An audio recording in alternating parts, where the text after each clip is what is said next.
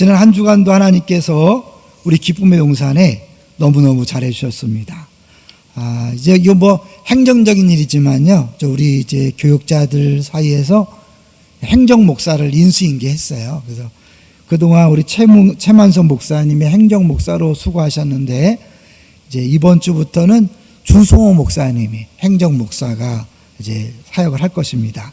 여러분 만약에 교회에 필요한 궁금한 일 또 부탁할 일 있으면 주송호 목사님한테 해주시고, 이제 최 목사님은 좀 놔주셔야 될 것 같아요. 이번에 이제 또 계약을 했기 때문에 이제 12월이 돼서 집중 준비하라고 좀 늦었지만 인수인계를 했습니다. 어제 소소소를 보시면 알겠지만 현재 24명 정도가 그 분리개척에 합류하기로 했다고 합니다. 계속해서 기도해 주시면 감사하겠습니다. 두 번째는 우리 교회 앞에 건널목 신호등 체계가 바뀐 거 보셨죠? 감사하더라고요. 왜냐하면 우리 성도들이 죄 지을 가능성을 없애졌잖아요. 맨날 그 신호등 앞에서 갈까 말까 그랬는데, 그런 갈등이 사라지고 안전하게 이렇게 이동할 수 있어서 참 감사하다. 우리 교회를 위해서 시키지도 않았는데 저렇게 잘해주셔서 정말 감사를 드립니다. 세 번째로는요, 우리 남현미 집사님이 최근에 남편하고 사별했잖아요. 근데 이제 그 어려움을 그 주변에 있는 식구들이 함께 이겨내기 위해서 새벽 기도를 남 집사님이 작정하고, 또 주변의 집사님들이 함께 새벽 기도를 이렇게 동참해 주는 모습을 보면서 참 감사하다. 우리 교회가 그렇게 같이 아파하고 같이 웃고 우는 아름다운 공동체임을 보여줘서 참 감사하다, 그런 생각을 해봤어요. 특별히 이제 오늘 설교를 준비하면서 이제 이 배우자 사별에 대한 생각을 많이 해보게 됐는데요. 자, 이제 오늘 제목을 한번 볼까요? 오늘 제목이 뭡니까? 이중고통입니다. 이중고통. 왜 이중고통일까? 간단히 말하면 사실은 에스겔에게 하나님께서 갑자기 얘기합니다. 네 아내가 죽을 것이다. 근데 내가 죽일 것이다 라고 그렇게 얘기하죠. 하나님이 죽일 것이다. 그래서 먼저 퀴즈를 한번 여러분한테 냈으면 좋겠어요. 다음 세 사람 중 퀴즈 보여주세요. 세 사람 중 가장 불쌍한 사람은 누굴까요? 첫 번째 욥, 두 번째 호세아, 세 번째 에스겔. 욥은 아내는 남았지만 자녀들이 다 죽었죠. 호세아는 결혼했는데 아내가 계속해서 바람을 피고 간음을 했는데 또 데리고 오고 또 데리고 오는 정말 힘든 생활을 했어요. 에스겔은 자녀는 없는데 하나밖에 없는 아내가 갑자기 죽습니다. 셋 중에 누가 제일 불쌍한 것 같아요? 뭐니 해도 아내를 잃어버린 에스겔이 제일 힘들지 않을까. 근데 아내가 죽는 것도 고통인데요, 하나님이 야, 아내 죽었을 때 울지 마, 겉으로 슬퍼하지 마, 이렇게 말씀합니다. 한번 본문 한번 볼까요? 24장. 그러니까 성경에서 가장 이상한 이야기 중에 하나예요. 가장 이상한 이야기. 15절을 같이 보겠습니다. 시작. 여호와의 말씀이 또 내게 임하여 이르시되, 16절, 인자야 내가 내 눈에 기뻐하는 것을 한 번 쳐서 빼앗으리니 너는 슬퍼하거나 울거나 눈물을 흘리거나 하지 말며. 내가 내 눈에 기뻐하는 것, 아내를 사랑하지 않았다면 조금 나을 거예요. 그래도 어렵지만, 그죠? 근데 아내를 너무너무 사랑해서 내 눈에 기뻐하는 것이라고 하나님이 표현할 정도로 에스겔이 아내에 대한 사랑이 극진했죠. 그런데 그 에스겔이 기뻐하는 아내를 하나님이 쳐서 빼앗겠다, 그렇게 말씀합니다. 하나님 뭐 하는 거예요? 그 어려움 중에 말씀을 전하는 것도 힘들어 죽겠는데, 사실 여기 6번째 하나님의 행동으로 메시지를 전하게 했는데요, 그 앞에 5번이 더 있었어요. 그걸 간단히 한번 정리해 보면 좋을 것 같아요. 한번 보여주세요. 첫 번째로는 에스겔에게 진흙을 갖고 예루살렘 도시의 모형을 만들려고 그랬어요. 그리고 그걸 깨트려 버려요. 무슨 의미일까요? 예루살렘이 이렇게 박살날 것이다 보여주는 거죠. 두 번째로는 밧줄에 이렇게 묶인 상태로 오른쪽으로 왼쪽으로 390일 동안 누워 지내고요. 그 다음에 오른쪽으로 40일을 지내는 게 얼마나 힘들어요. 밧줄에 묶여갖고요. 그거는 결국 이스라엘이 당할 그 고난을 미리 보여주는 거죠. 세 번째는 극도로 식사량을 줄이는 거예요. 그래서 이제 너희들이 고난당할 때 먹을 것이 없을 것을 보여주는 거죠. 네 번째는 수염과 머리카락을 다 밀고 그 머리카락을 3등분해서 이렇게 날려보내죠. 그러니까 세 가지의 모양으로 고난당할 것을 보여주는 거예요. 누가 하는 거예요? 에스겔이 직접 몸으로 시청과 교제가 되어서 그들에게 너희들은 반드시 심판당하는 것들을 단순히 귀가 아니라 눈으로 보여주는 거죠. 다섯 번째는 모든 옷을 가방에 넣고 성벽에 구멍을 뚫고 간신히 빠져나오는 것을 연출해 보여줘요. 그럼 나중에 이제 시드기야 왕이 그렇게 도망갔다가 붙잡혀 죽을 것을 미리 보여주는 거예요. 그리고 여섯 번째가 오늘 본문 내용이에요.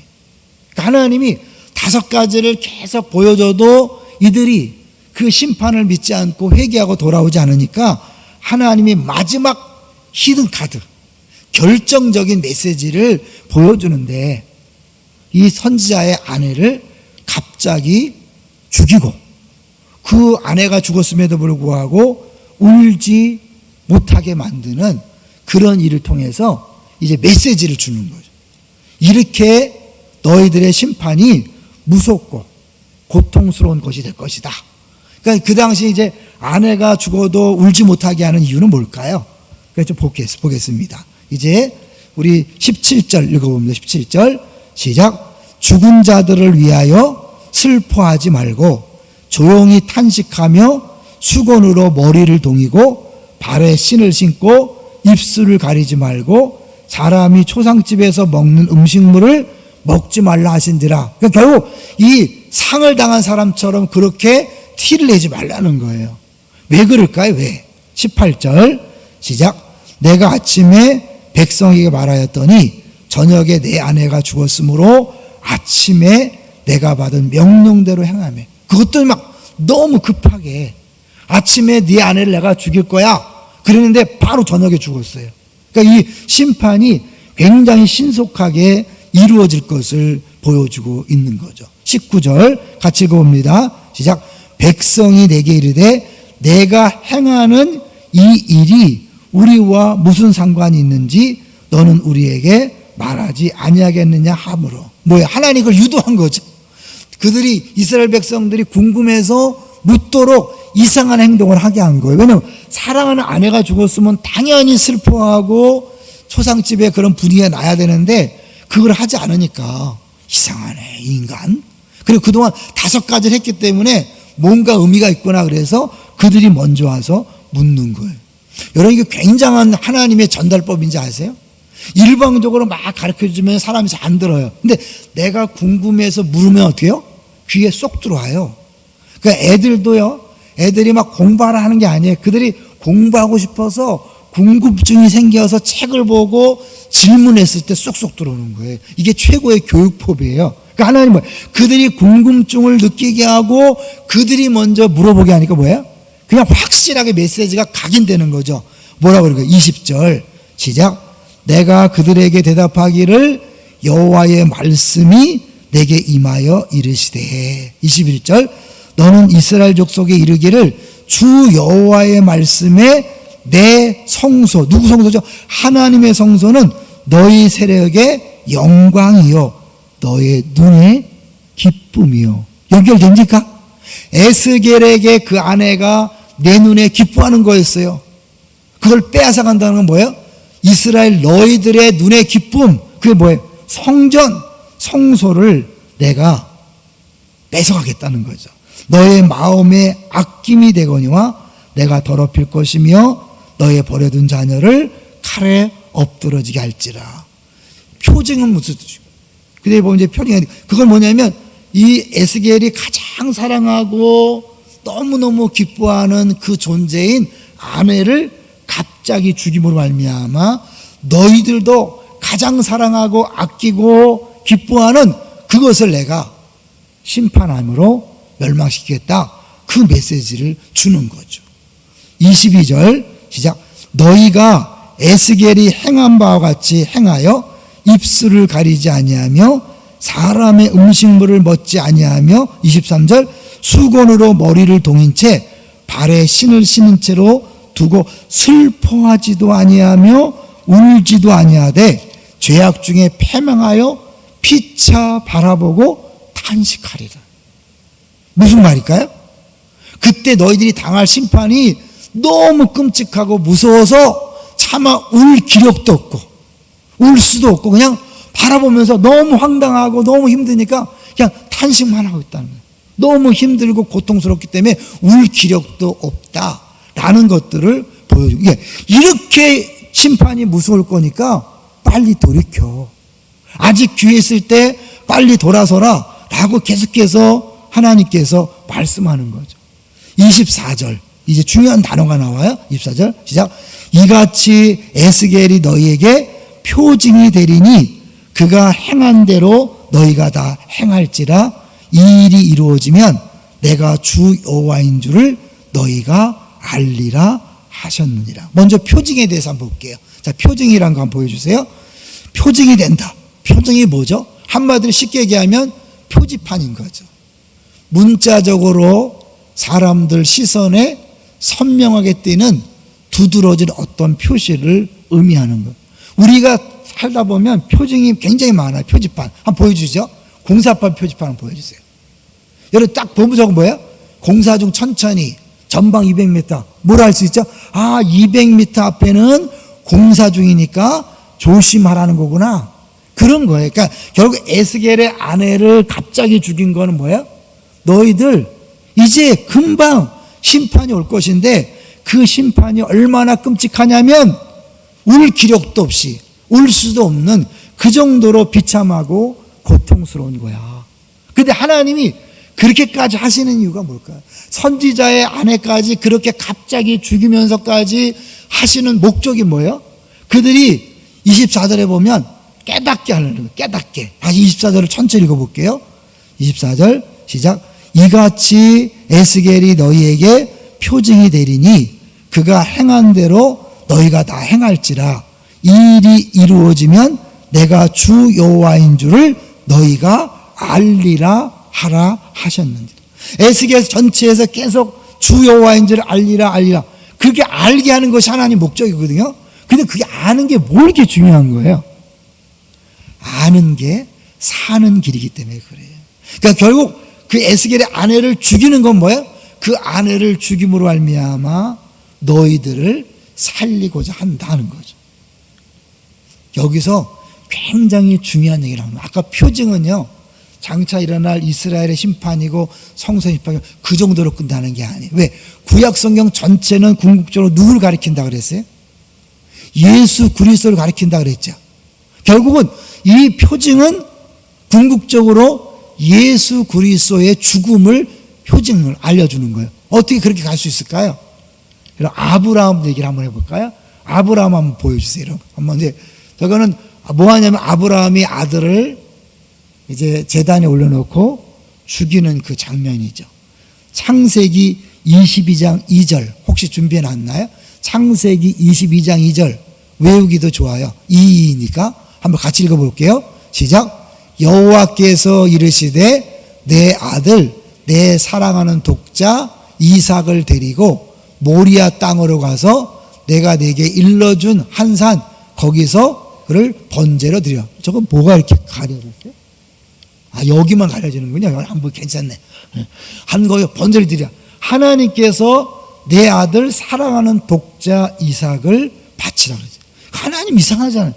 아니 100세의 간신히 준 아들을 바치라 그러면 무슨 사람 제사를 받으실까요? 우리 다 알죠.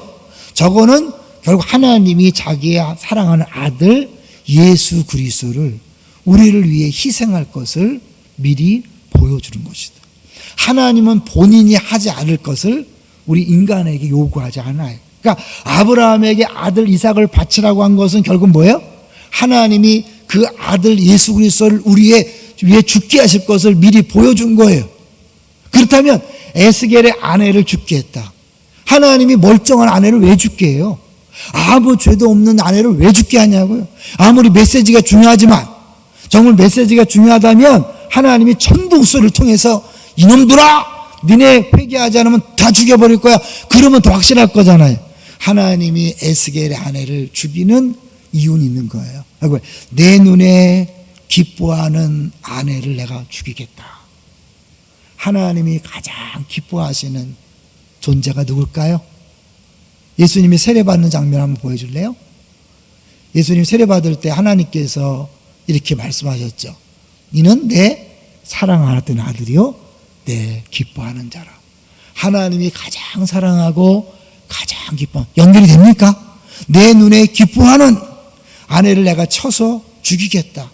하나님이 가장 사랑하고 기뻐하는 아들 예수 그리스도를 죽이겠다고 미리 보여주는 거예요. 사실 왜 성소가 멸망하는 거예요? 왜 하나님이 하시는 성전을 하나님 왜 부셔버려요? 하나님 이름이 망신을 당하고 하나님께서 비난당하고 수치를 당하는 그 일을 왜 하시는 거예요? 왜냐하면 그렇게 하지 않으면 그 죄의 문제가 해결되지 않으니까, 그 죄를 심판하지 않고는 구원이 없으니까 하나님 그렇게 하시는 거예요. 결국 그 심판의 자리에 우리가 있어야 되는데 하나님 어떻게 하자는 거예요? 우리 대신에 자기의 사랑하는 아들, 눈에 기뻐하는 아들을 십자가에 못 박혀 죽게 하심으로 우리를 살리겠다. 그렇게 말씀하고 있는 거죠. 사실 이 부분은 우리에게 적용할 내용들이 많이 있죠. 저는 이제 말씀을 준비하다가 제일 먼저 생각난 사람이 있었어요. 누굴 것 같아요, 여러분? 아내를 먼저 세상을 떠나보낸 분들이 많이 있어요. 우리 교회 유난히. 그런데 그 어쩌면 시작점이라 할 수 있는 우리 조승복 목사님 생각이 났어요. 하나님께서 참 목사의 아내로 부르셨는데 그래 일찍 데려가신 이유가 뭘까? 사실 에스겔의 아내는요, 제사장 후보인 에스겔에게 시집 올 때는 굉장한 기준이 있거든요. 엄격한 기준에 있어서. 그래서 어떻게 선발되어서 아무나 제사장의 아내가 될 수 없으니까 하나는 특별히 뽑아서 제사장의 아내를 삼은 거거든요. 근데 결혼하자마자 바벨론 포로로 끌려온 거예요. 참 기구하죠. 그리고 아까 얘기했던 것처럼 에스겔이 그냥 평범한 선지자가 아니라 이스라엘 백성 듣지 않으니까 이상한 행동을 하는 거예요. 막 오른쪽으로 왼쪽으로 390일 오른쪽으로 눕고 막 머리털을 밀고 수염을 밀고, 그럴 때 사람들이 얼마나 조롱하고 우습게 여겼겠어요.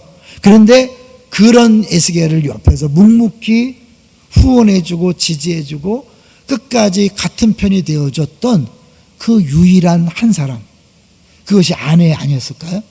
근데 그렇게 남편을 위해 최고의 후원자였고 기쁨이었고 사랑했던 그 아내를 하나님께서 데려가시는 그런 아픔을 에스겔이 겪는 거죠. 그 에스겔이 겪는 그 아픔은 결국 누구의 아픔이라는 거예요? 하나님 아버지의 아픔을 보여주는 거예요. 너희들에게 심판을 선포하고 너희들을 심판하지만 내가 그냥 마음이 쉬운 게 아니야. 얼마나 아픈지 아느냐? 그걸 먼저 말씀을 전하는 에스겔에게 느끼게 하는 거예요. 아내가 죽는 걸 통하여 그 하나님의 마음이 얼마나 아픈가를 단순히 말로 전하는 게 아니라 마음으로 전할 수 있도록 경험케 하는 거죠. 여러분, 이게 메신저의 모습이에요. 우리들을 하나님께서 복음을 전하는 메신저로 부르셨잖아요. 그렇기 때문에 하나님은요, 우리들에게 그 전하는 메시지에 합당한 삶을 살도록 우리의 인생을 그렇게 끌고 가시는 거예요. 다들 아까 조승복 목사님은 그 목사님을 통해서 전할 메시지가 있는 거예요. 여기 앉아있는 우리 모두에게도 다 전할 메시지가 있어요. 그러니까 어떤 일이 벌어질지 몰라요, 여러분. 나에게 어떤 일, 아무 일도 아니에요, 여러분. 큰 소리 치지 마세요. 여러분의 아내가 갑자기 죽을 수 있고요. 남편이 죽을 수도 있고요. 자녀가 죽을 수도 있고요. 한순간에 망할 수도 있고요. 암으로 고생할 수도 있고요. 왜요? 하나님이 나를 통해 누군가에게 메시지를 전하기 위해서 그 메시지에 합당한 삶을 살도록 하나님께서 나를 그렇게 이끌어 가시는 거예요. 조승범 목사님이 이제 아내를 잃고 사모님을 잃고 이제 거의 고별 설교처럼 할 때 그 내용 기억하시나요? 그러니까 본인이 이해할 수 없는 그 하나님의 일하심 때문에 고민하고 기도하다가 결론은 그거잖아요. 하나님이 누군가를 살리기 위해서, 누군가를 세우기 위해서 이 일을 하셨다라고 고백을 했어요. 하나님이 에스겔의 아내를 죽인 것은 결국 이스라엘 백성 전체를 살리기 위함이요, 결국 하나님이 자기 아들을 이 땅에 보내심으로 우리들을 살리기 위한 것임을 보여줘서 이제 너희들도 그런 삶을 기꺼이 살아라라고 그렇게 말씀하고 있는 거죠. 그래서 우리를 살리기 위해서 하나님이 그렇게 지독한 일을 하셨기 때문에 사실 우리는 어쩌면 또 조심스럽게 해야 될 게, 계시록 3장 19절을 한번 보여줄래요? 계시록 3장 19절 같이 읽어봅니다. 시작. 물은 내가 사랑하는 자를 책망하여 징계하노니 그러므로 내가 열심을 내라 회개하라. 내가 사랑하는 자를 책망하여 징계한다. 우리는요, 하나님의 하나밖에 없는 독생자 예수 그리스도를 하나님이 십자가에 못 박혀 죽게 하시면서 구원해낸 특별한 존재들이에요. 할렐루야. 그래서 하나님은요, 자기가 사랑하는 기뻐하는 아들을 내어주고 우리들을 사랑하고 기뻐하는 존재로 삼았다고 그렇게 말씀해요. 이사야 43장 4절 한번 보여주세요. 이사야 43장 4절 같이 읽어봅니다. 시작. 네가 내 눈에 보배롭고 존귀하며 내가 너를 사랑하였은즉 내가 내 대신 사람들을 내어주며 백성들이 내 생명을 대신하리니. 이사야를 통하여 이스라엘 백성들에게 주신 메시지예요. 내 대신 사람들을 내어주며 백성들이 내 생명을 대신한다. 근데 백성들 자체가 존재가 아니라 뭐예요? 하나님의 아들을 내어줘서 너를 대신 살렸다. 할렐루야. 왜 살렸을까요? 그냥 멍청하게 살다가 죽으라고 살렸을까요? 아니죠. 하나님께서 나를 그렇게 어마어마한 값을 지불하고 살렸다면 나를 통해 하나님이 하실 일이 있는 거죠. 믿습니까? 그 일을 위해 하나님께서 나에게 남들이 겪지 못하는 수많은 고난과 아픔과 어려움을 허락하실 수 있다는 사실을 기억하십시오. 그런 눈으로 여러분 인생을 바라보십시오. 왜 나만 이렇게 고난을 받는가? 왜 나에게 이런 어려움이 있는가? 왜? 라고 말하지 마시고 하나님께서 나를 통해 하실 일을 기억하시기 바랍니다.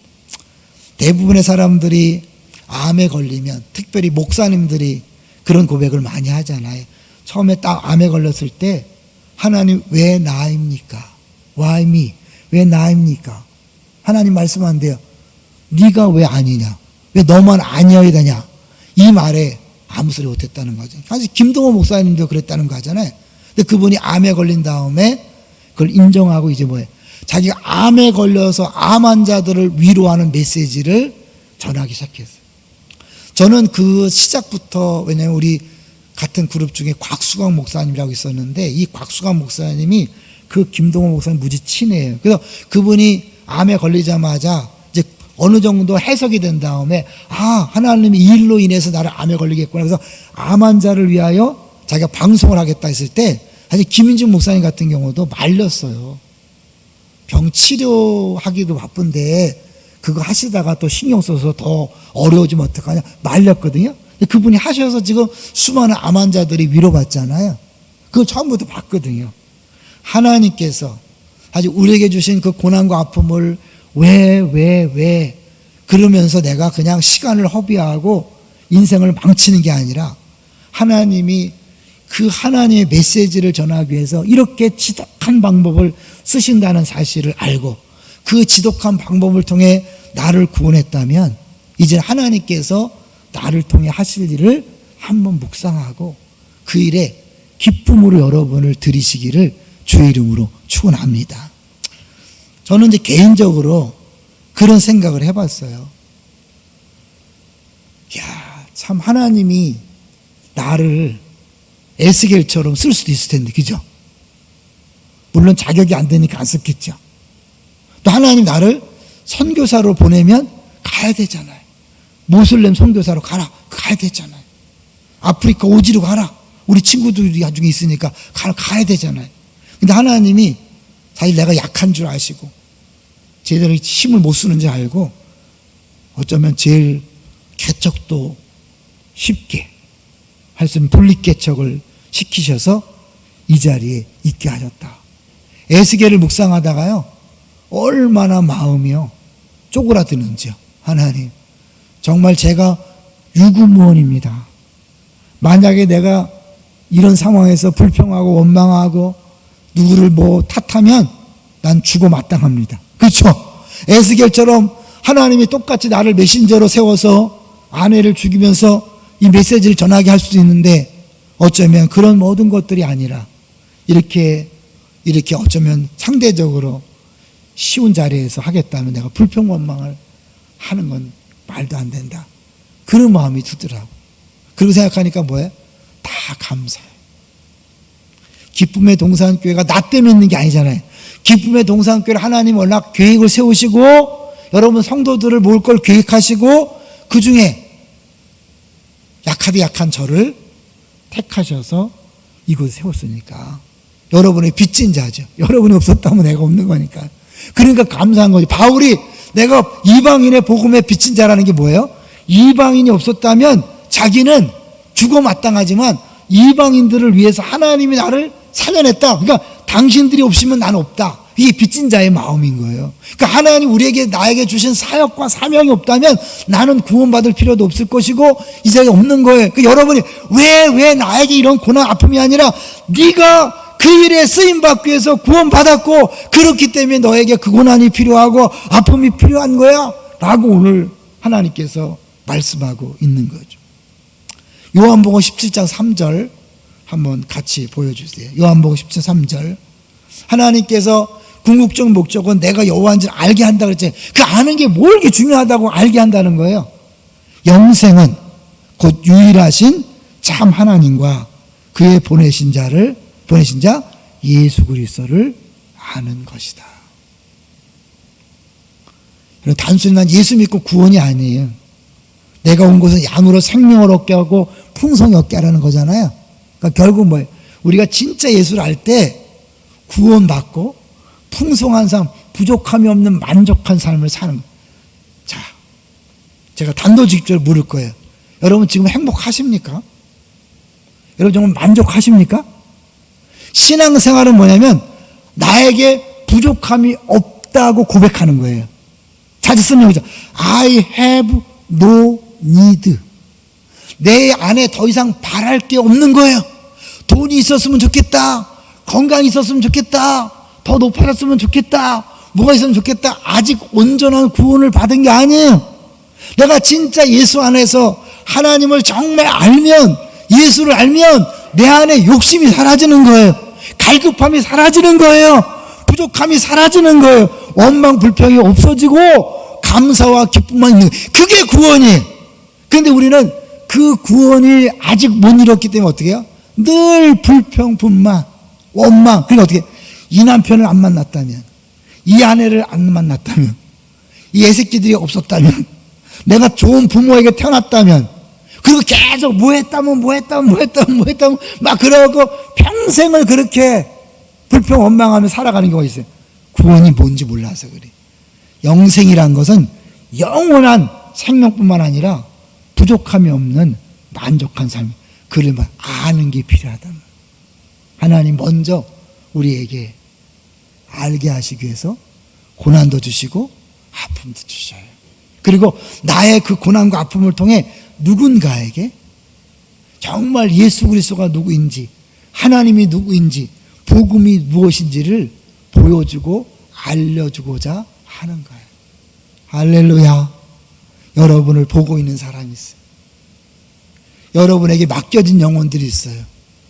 그 영혼과 사람들을 위해서 하나님 여러분을 메신저로 부르셨어요.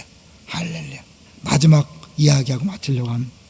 에스겔서를 보면서요, 참 겸손해져요. 야, 에스겔서에 이렇게 어마어마한 내용이 들어있구나. 오늘 본문에 복음 중에 복음이 들어있구나 몰랐었거든요. 근데 설교를 준비하다가 하나님은 가장 무서운 심판의 메시지, 사랑하는 아내를 죽여버리는, 그렇게까지 하면서까지 전해야 될 그 심판의 메시지, 고통의 메시지, 아픈 메시지, 슬픈 메시지, 그렇지만 그 안에 진짜 복음이 들어있는 거예요. 어떤 복음? 하나님이 나를 위하여 눈에 넣어도 아프지 않은 아들 그리스도를 이 땅에 보내셔서 나를 위해 죽게 하실 것을 미리 표징으로 보여주시는 거잖아요. 하나님이 우리를 그만큼 사랑하십니다. 자기 아들을 아끼지 않고 내어주시니가 어찌 이 모든 것을 은사로 주지 않겠느냐. 할렐루야. 여러분, 이제 그 사랑을 정말 빨리 알으시기를 주의 이름으로 축원합니다. 그 사랑 알면 이제 아내 남편 문제가 아니에요. 여러분, 끊임없이 막 기도를 통해서 상황을 바꾸고 조건을 바꾸고 막 사람을 바꾸려고 하지 마세요. 남편을 있는 그대로 받아들이는 거예요. 아내를 있는 그대로 받아들이는 거예요. 자녀를 있는 그대로 받아들이는 거예요. 모든 상황과 조건을 있는 그대로 받아들이는 거예요. 그리고 이것이 최고의 사랑이고 최고의 은혜고 최고의 선물로 받아들이는 거, 그게 행복이 아닐까요? 이미 하나님은요 그걸 우리에게 주셨어요. 근데 우리가 그 부분을 자꾸 모르니까 뭐예요? 다른 거죠. 안 이루어지니까 또 그런 거예요. 요구하다 안 되니까 비판하는 거예요. 정죄하는 거예요. 왜 부부싸움 하는 거예요? 아내가 남편이 요구하는 거예요. 안 들어주니까 심판하고 정죄하는 거예요. 부모에게 자녀에게 요구하다가 안 들어주니까 심판하고 정죄하는 거예요. 성도에게 요구하다가 안 들어주니까 심판하고 정죄하는 거예요. 요구하지 않고 순례자처럼 감사하면 정죄, 심판, 비판할 것도 없이 어떻게 해요? 그냥 있는 자체가 감사요, 기쁩니다. 할렐루야.